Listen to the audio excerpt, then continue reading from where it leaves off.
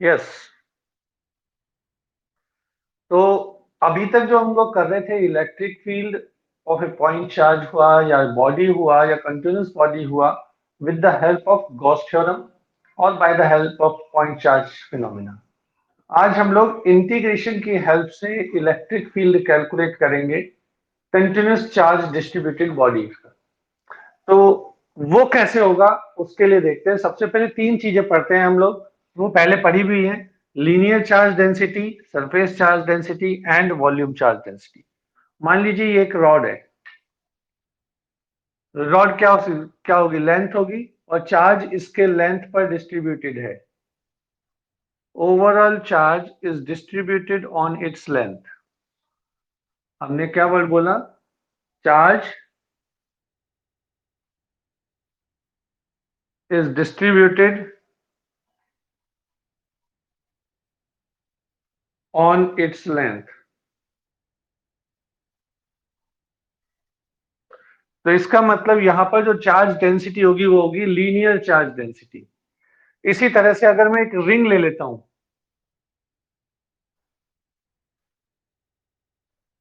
ये रिंग है। रिंग में लेंथ होगी या एरिया होगा? रिंग में क्या होगा, एरिया या लेंथ? तो हमें पता है, एक वायर लिया, वायर को ऐसे करके घुमा दिया तो रिंग बन जाता है। मींस ये भी लेंथ है। Charge is distributed on it's circumference, इस पे। तो यहां पर भी जो चार्ज होगा वो डिस्ट्रीब्यूटेड है इस कंप्लीट रिंग की सरकमफ्रेंस पे, या इसके चारों। यहां पर भी लेंथ पर है, यहां पर भी लेंथ के ऊपर है। इसका मतलब दोनों ही केसेस में जो चार्ज डेंसिटी होगी वो कौन सी होगी, that is linear charge density. Linear charge density, जिसे हम डिनोट करते हैं लैम्डा से, और इसकी वैल्यू होती है d Q upon D l, यानी charge per unit length. Lambda के लिए क्या लिखते हैं, चार्ज पर यूनिट लेंथ। ये कहलाती है हमारी लैम्डा, या लीनियर चार्ज डेंसिटी। इसकी यूनिट क्या हो गई, unit is coulomb per metre. अगर मैं किसी सब जगह पर, हमें किसी प्रॉब्लम के अंदर लैम्डा गिवन है, इफ लैम्डा इज गिवन, जैसा कल भी था एक, तो हमें क्यू निकालना है, तो हम क्या करेंगे, Q is equals to lambda into d x, integrate कर देंगे और हमें पूरा चार्ज मिल जाएगा। That is called total charge on a rod या लेंथ। तो सबसे पहली चार्ज डेंसिटी जो हमने यहां पर पढ़ी वो है linear charge density distributed over the length.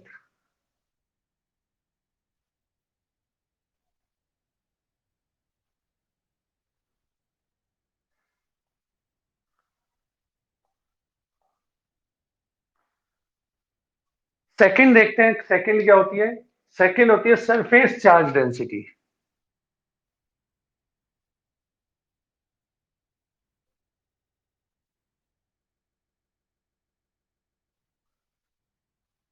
अब ये सरफेस चार्ज डेंसिटी कैसी होगी, देखिए, सरफेस चार्ज डेंसिटी को हम डिनोट करते हैं सिग्मा से, इससे, यानी charge distributed over the complete surface. मान लीजिए ये रिंग और ये की जगह डिस्क होता। If this is not a ring, this is a disc, ये एक डिस्क है। डिस्क है तो इसका एक सरफेस एरिया होगा, रेडियस है इसकी आर। एरिया कितना हो जाएगा, what is the area, what is the area?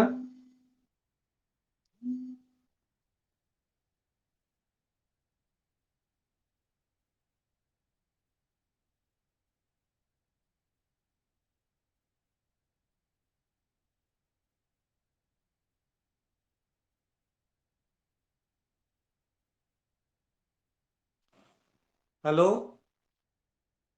आवाज आ रही है, नहीं आ रही? ठीक है, देखिए, अब सिग्मा, इसका जो एरिया है वो कितना हो जाएगा, पाई आर स्क्वायर। अगर एरिया पाई आर स्क्वायर है तो अगर, और हम कहते हैं चार्ज जो डिस्ट्रीब्यूट है किसके ऊपर डिस्ट्रीब्यूट है, कंप्लीट एरिया पर। पहले हमने कहा था charge is distributed on length, अब की बार हम कह रहे हैं सारे में है चार्ज को।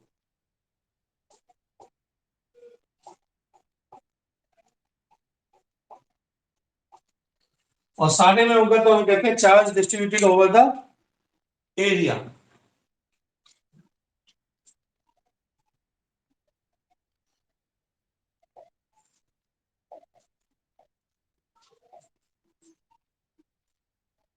Charge is distributed over the complete area.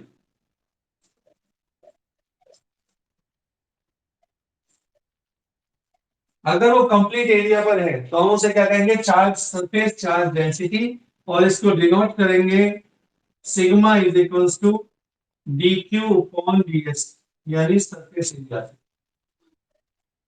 अगर चार्ज निकालना है तो क्या करोगे, integration ds, this is the charge on the surface.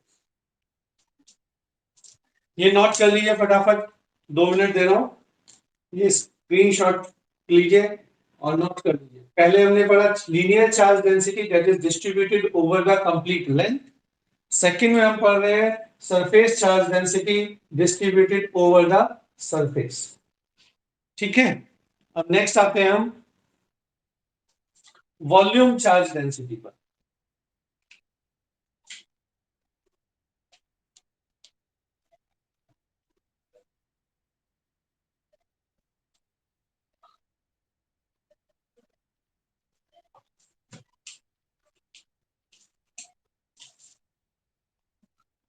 Volume charge density, volume charge density कहती है कि मान लीजिए ये कोई भी स्फीयर है। अब की बार हमने लिया स्फीयर, पहले लिया था रिंग, फिर लिया डिस्क, अब के ले रहे हैं स्फीयर। स्फीयर में क्या होता है, वॉल्यूम, सारे में वॉल्यूम होगा। वॉल्यूम कितना होता है स्फीयर का, 4/3 पाई आर क्यूब, अगर इसकी रेडियस है आर। और हम कहते हैं charge is distributed complete volume, charge इसमें सारे वॉल्यूम में है, यहां से लेके यहां तक सब जगह।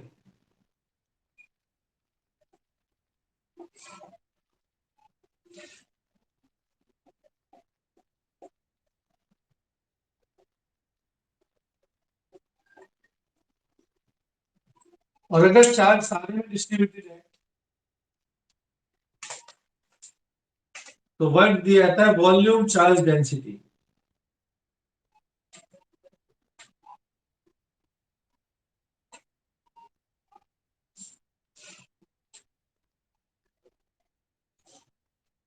इसको डिनोट करते हैं या तो रो से,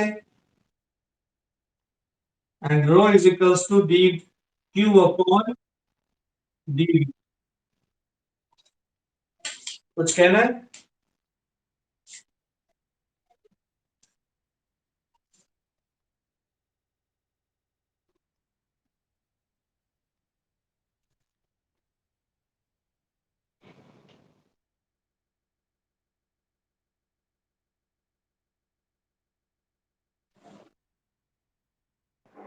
हिमांशु कुछ कह रहे थे शायद।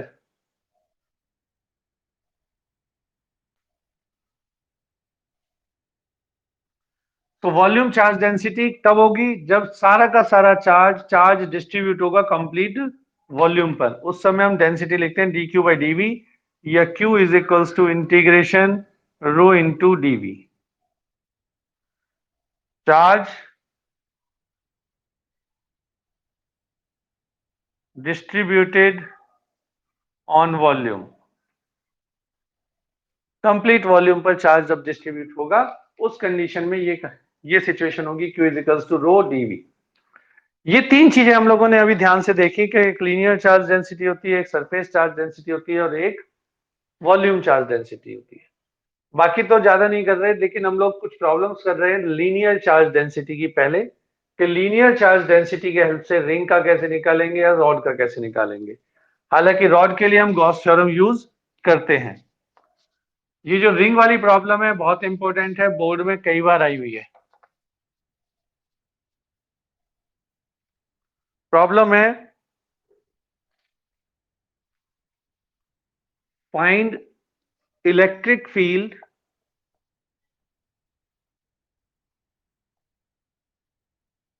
at a distance x from the center of a uniform charge ring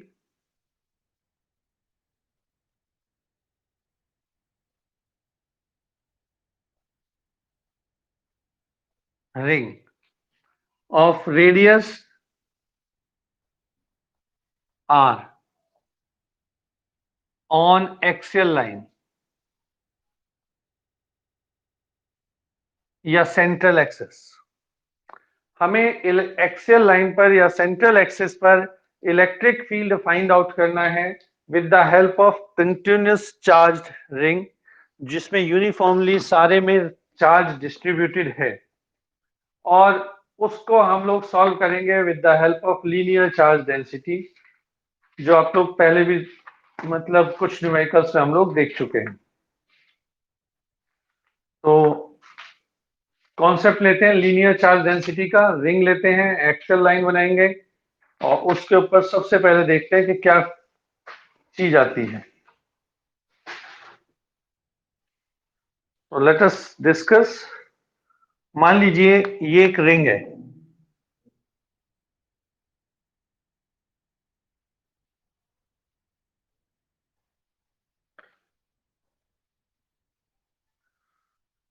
इस रिंग पर कंप्लीट चार्ज है Q।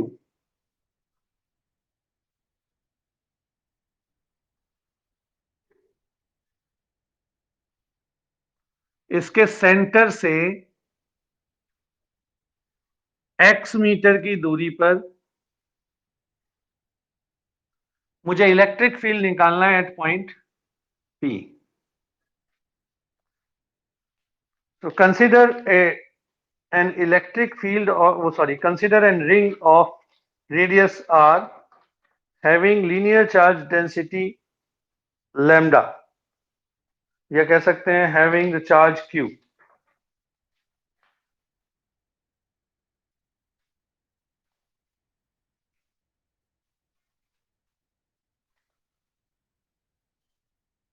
Consider a ring of radius r having charge q। अब इलेक्ट्रिक फील्ड फाइंड आउट करने के लिए हमें क्या करना पड़ेगा, हम छोटा सा एलिमेंट लेना पड़ेगा। For this let us consider a small element here. ये कितना है dx, और इस एलिमेंट के ऊपर चार्ज कैसा होगा, पॉजिटिव।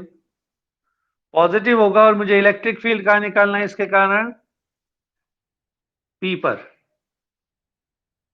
इस पॉइंट पर।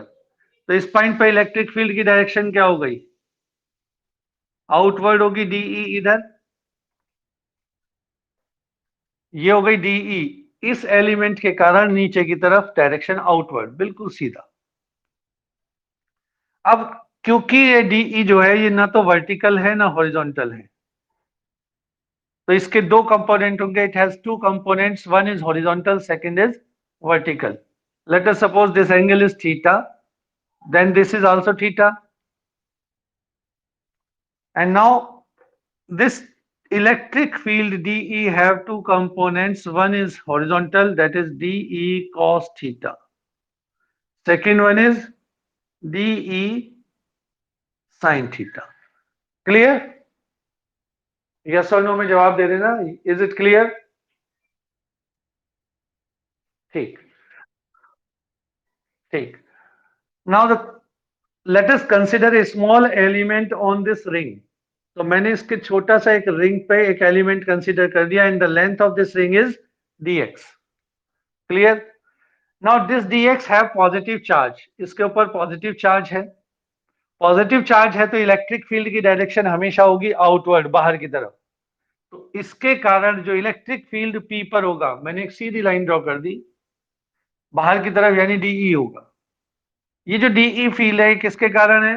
dx के कारण। अब ना तो ये वर्टिकल है ना हॉरिजॉन्टल है, it makes some angle theta with the horizontal, so that it has two components, dE cos theta and dE sin theta. But the ring is the combination of many elements. ये ring पर बहुत सारे elements होंगे dx के, ऐसे ऐसे करते करते। तो मैंने सेम एलिमेंट एक नीचे और मान लिया dx। अगर नीचे भी एलिमेंट होगा तो इसके इलेक्ट्रिक फील्ड की डायरेक्शन किधर जाएगी? आपकी बार मैं ब्लू से बना रहा हूं।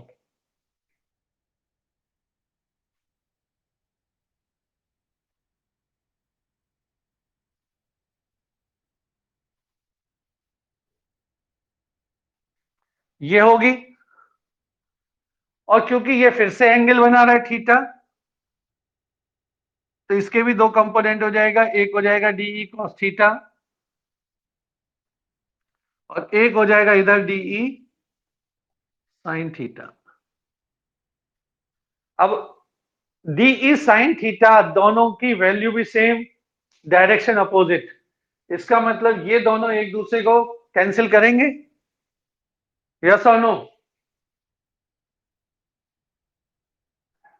और जो कंप्लीट इलेक्ट्रिक फील्ड वो होगा, वो कितना होगा? dE cos थीटा का इंटीग्रेशन, क्योंकि ये छोटे छोटे एलिमेंट से मिलकर dE cos थीटा बहुत सारे होते चले जाएंगे। तो the main electric field is the integration of dE cos theta. अब इसको हम बारी बारी दोबारा स्टेटमेंट के थ्रू करते हैं। Consider a small element dx on the ring,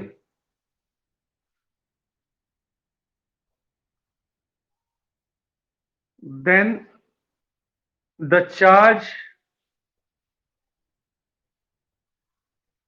on dx is, charge कितना हो जाएगा बेटा इस dx पे?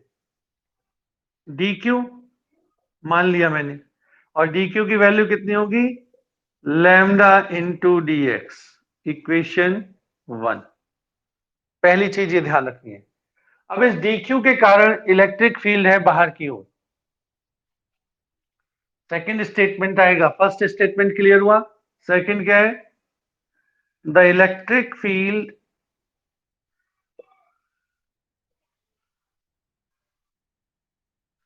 due to dq is always outward। अगर इलेक्ट्रिक फील्ड बाहर की तरफ है, आउटवर्ड है, तो dE आ गया, dE which makes an angle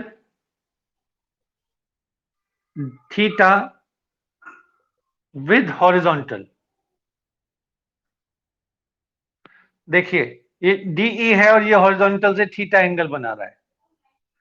now it have two components, इसके दो कंपोनेंट हो जाएंगे, एक हो गया dE cos थीटा और दूसरा हो गया dE sin theta. So it have two components, one horizontal that is dE cos theta और सेकेंड वर्टिकल कंपोनेंट हो गया, वो हो गया dE sin थीटा। लेकिन सिमिलरली नीचे अगर मैं इसके तरह बहुत सारे एलिमेंट मानता हूं तो एक मैंने सिमिलरली नीचे माना। थर्ड स्टेप लेके हम चलते हैं। Similarly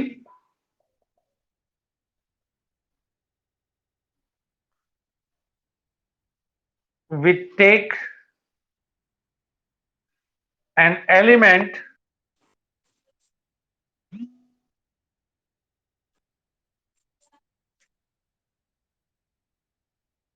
element dx dash,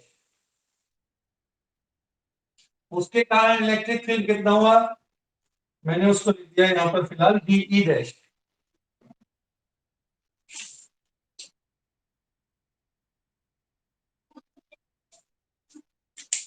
now electric field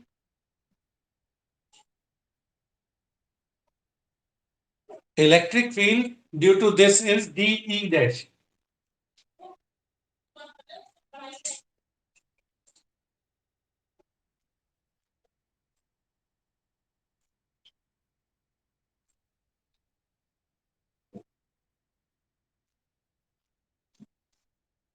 dE dash, इसके भी कंपोनेंट्स देंगे too because mixing angle theta which have two components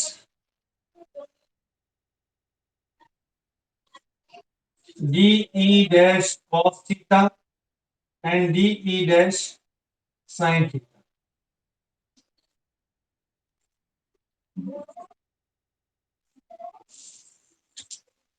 अब बेटा हमने क्या कहा कि भाई ये जो एंगल ये dE और dE dash ये दोनों सेम है, क्यों सेम है, क्योंकि इनकी डिस्टेंस भी सेम है और चार्ज भी सेम है। Here dE and dE dash are equal because of same charge and distance. Note down this. यहां तक का एक स्क्रीनशॉट ले लीजिए, नोट कर लीजिए सो दैट हम इसे आगे कंसिडर करें। जो अभी तक मैंने आपको समझाया वर्डिंग में वही चीज यहाँ पे नोट करी है, इसे नोट कर लीजिए। सिंपल दो बातें नोट करी। पहली, dx is a small element, by the help of this dx there is a charge dq and the dE be the electric field due to this dx. This dE makes an angle theta with the horizontal so that it have two components dE cos theta and dE sin theta. Horizontal component is this one dE cos theta and vertical component is dE sin theta. Now, on the similar way, I have to consider here dx dash on the lower portion of this ring.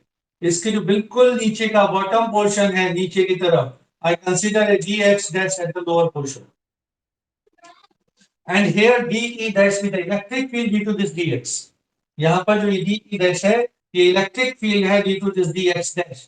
And it also makes an angle theta with the horizontal so that it has the two components dE cos theta as well as dE sin theta. अब ये हो गया dE dash cos theta, ये हो गया dE dash sin theta. Now अब हमने कहा कि dE and dE dash because this dx dash and dx have the same value, charge is same, radius is same, so that the electric field by these 2 points dx and dx dash at point P is always same, which is dE is equals to dE dash. Now we have to calculate dE. अब हमें ये calculate करना है कि dE की value कितनी है। Is it clear to all of you? Is it clear to all of you? Good. Now we have to find out the electric field. Electric field देखते हैं अब कितना आता है। So can anybody tell me the value of electric field?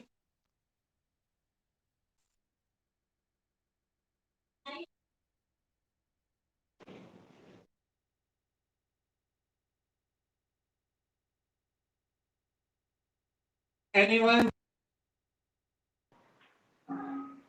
Give the value of dE. What is dE? देखिए here dE is,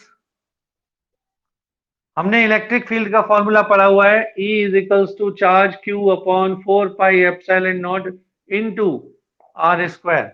are means यहां से लेकर यहां तक की दूरी। ये कितना होगा? ये होगा x square plus are square due to Pythagoras. So I write here dE is equals to 1 upon 4 pi epsilon naught, charge is dq upon x square plus r square, ये आएगा आपका dE। Similar way, this is also equals to dE dash. I write this equation number 1. Now, the vertical component dE sine theta, dE dash sine theta are equal and opposite.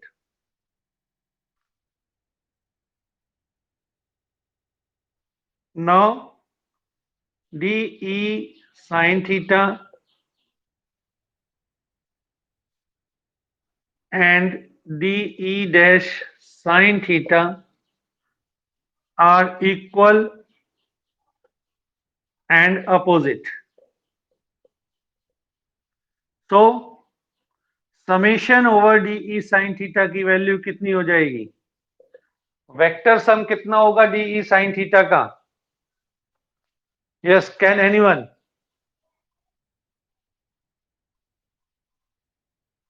What is the vector sum of dE sin theta? Anyone?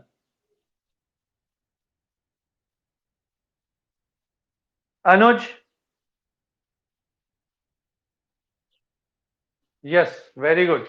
Vector sum of dE sin theta is 0 because this is equal and opposite. So the net electric field is, अब हमारे पास final चीज आगे जो हमें निकालनी है, net electric field वो कितना हो जाएगा? Integration of dE cos theta.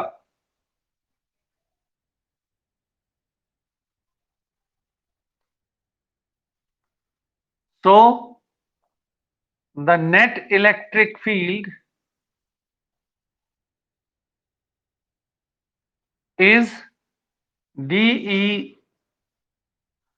E, that is equals to integration dE cos theta. Complete integration करना है मुझे dE cos थीटा का. Now substitute the value of this. E is equals to, D की value है dq over 4 pi epsilon not x square plus are square की power, यहां पर देखिए आप कुछ भी नहीं है क्योंकि अंडर रूट था और स्क्वायर कर दिया. अब cos थीटा कितना हो जाएगा? cos थीटा बताइए. यह है थीटा बेस अपॉन हाइपोटेन्यूज यानी x अपॉन दिस. तो ये हो जाएगा x upon under the root X square plus are square. ठीक है, सॉरी डी थीटा नहीं आएगा, डी कॉस थीटा. अब आप देख रहे हो यहां पर क्या हो रहा है? X square plus are square की पावर 1 और यहां हो रहा है X square plus are square की पावर 1/2. तो इलेक्ट्रिक फील्ड कितना आ गया? Integration X D Q 4 pi epsilon not x square plus are square की पावर 3/2. अब इसमें इंटीग्रेट करके वैल्यू क्या आएगी? बाकी सब तो कांस्टेंट है, ये क्या है? D Q. तो जो कांस्टेंट है उसे बाहर ले लीजिए, बस बाकी सबको छोड़ दीजिए. यहां से ये भी कांस्टेंट एक्स, ये सब फिक्स है. D q is the variable. तो electric field is x upon 4 pi epsilon not x square plus are square की पावर 3/2 इंटीग्रेशन डी क्यू. अब इस पूरे के पूरे पे चार्ज कितना था? According to the problem the पूरे कंप्लीट चार्ज इज क्यू. तो कंप्लीट चार्ज हमने रख दिया यहां पर q. E is equals to q x over 4 pi epsilon not x square plus are square की पावर 3/2. ये आपका कंप्लीट रिजल्ट आता है. क्लियर है? मैं एक बार शॉर्ट में बताऊं दोबारा.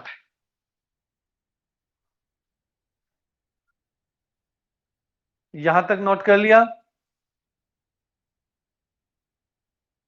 शॉर्ट में दोबारा बता देता हूं, एक बार नोट कर लो फटाफट इसे.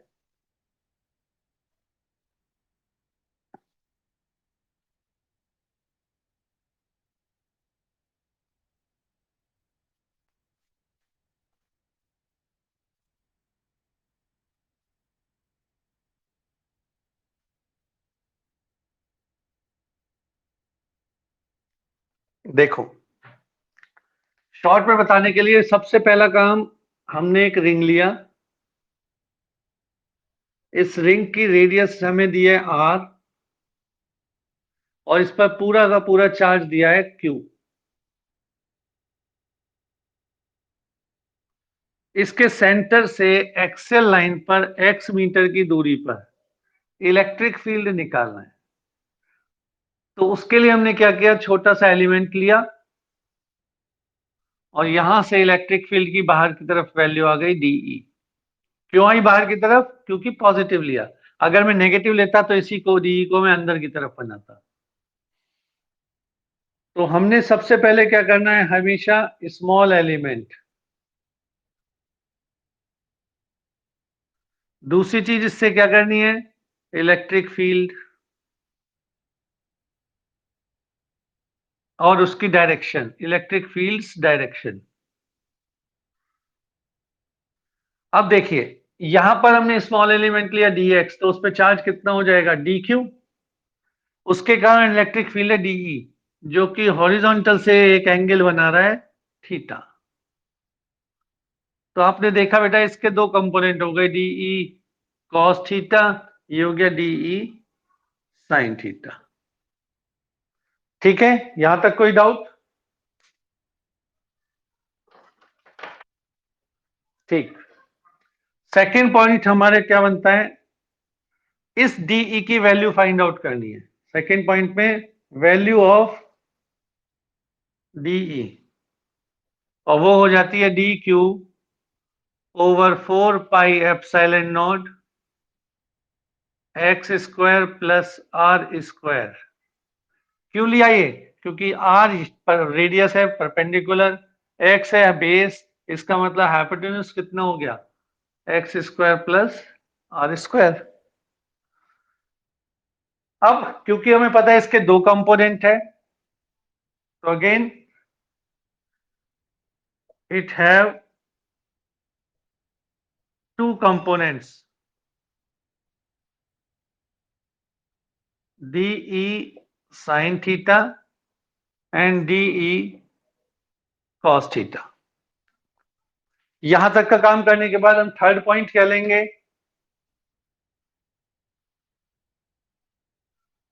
जो मैंने पहले नीचे का हिस्सा समझाया है वो सॉल्यूशन के हिसाब से लिखेंगे।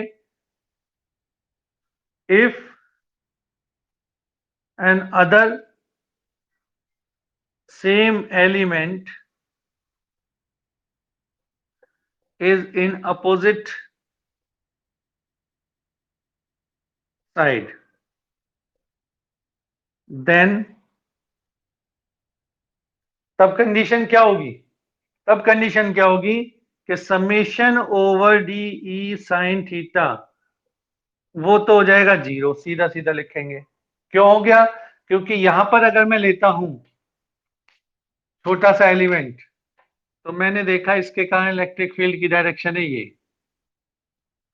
इसके दो कंपोनेंट बन गए, एक बन गया ये ऊपर जो कि डी साइन थीटा के बिल्कुल अपोजिट है, तो दोनों ने एक दूसरे को कैंसिल कर दिया, D sine theta is zero. तो नेट इलेक्ट्रिक फील्ड कितना हो गया, so net electric field is E, which is equals to integration dE cos theta. बस अब आगे के पार्ट लिखेंगे हम।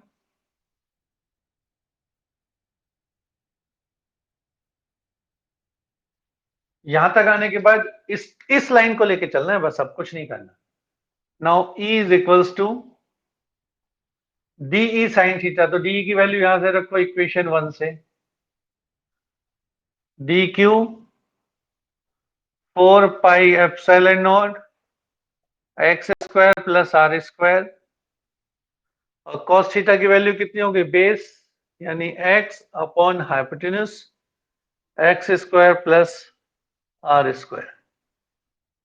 एक्स भी कांस्टेंट है, ये सारा कांस्टेंट है, मैथमेटिक्स के बच्चे होंगे हैं आप सारे, तो बड़े आराम से इसको कांस्टेंट ले सकते हो बाहर, X upon 4 pi epsilon not x square plus are square. ये पावर है 1 और ये 1/2, कितनी हो गई? 3/2। बाहर क्या रहा? Integration of dq। अब dq का इंटीग्रेशन कितना होगा? q।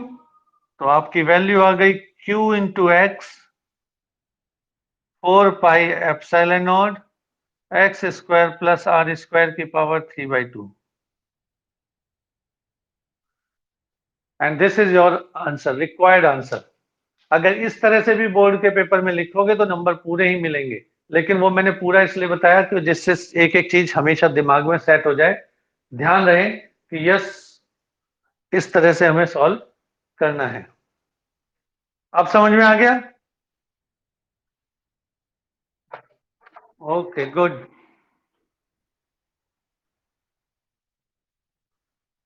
तो आज की एक प्रॉब्लम पूछी थी जयेश ने, एक प्रॉब्लम में एक दिन पूरा ले गया। कल मैं बताऊंगा इसका रॉड, हालांकि वो नहीं आता पेपर में क्योंकि गॉस थ्योरम से हम उसे इजीली निकाल सकते हैं। ये पेपर में बहुत पूछी जाती है बिकॉज हम इसे गॉस थ्योरम से नहीं करते। ठीक है, ऑल द बेस्ट। हाँ जी।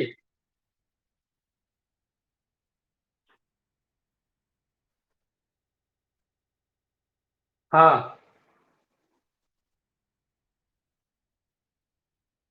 उसका यूज यहां नहीं हुआ, कि इसका यूज कल वाले न्यूमेरिकल में करके दिखाऊंगा। वो यहां पर तब होता अगर हमें क्यू ना गिवन होता। अगर मान लो क्यू की जगह हमें लैम्डा ही गिवन होता तो उसका यूज करना पड़ता। फिर हमें क्या करना पड़ता? डी क्यू की जगह हम लिखते लैम्डा इंटू डी एक्स और फिर इंटीग्रेशन होता। लैम्डा इंटू डी एक्स नहीं, फिर एक्स, तो ये लैम्डा इंटू डी एल करके चलते इसका। तो लैम्डा इंटू, फिर फॉर्मूला क्या आता मैं बता देता हूं। If we take the, if हम लेते हैं lambda is equals to D Q upon D L. L इसलिए ले रहा हूं क्योंकि एक्स यहां पर ले रखा है पहले से। L is the circumference of this ring, और क्यू हमें मान लो अननोन होता तो हम क्या करते हैं, इलेक्ट्रिक फील्ड फिर उस कंडीशन में होता x upon 4πε0 x square plus are square की power 3/2 lambda d l 0 to 2πr। 0 to 2πr इसलिए क्योंकि इसकी कंप्लीट सरकमफ्रेंस कितनी है? 2πr। अब लैम्डा कांस्टेंट है, बाहर लैम्डा ले लो। एक्स एस सच रहा 4πε0 x square plus are square की पावर 3/2 और डीएल का इंटीग्रेशन 2πr। अगर मुझे न्यूमेरिकल में चार्ज गिवन नहीं है तो आंसर ये आएगा। अगर चार्ज गिवन नहीं है, लैम्डा गिवन है, तो आंसर है ये। और अगर चार्ज गिवन है तो आंसर है ये। बस ये डिफरेंस है दोनों। ठीक है जी। तो now leave the class. Okay, अब आप लीव कर सकते हैं।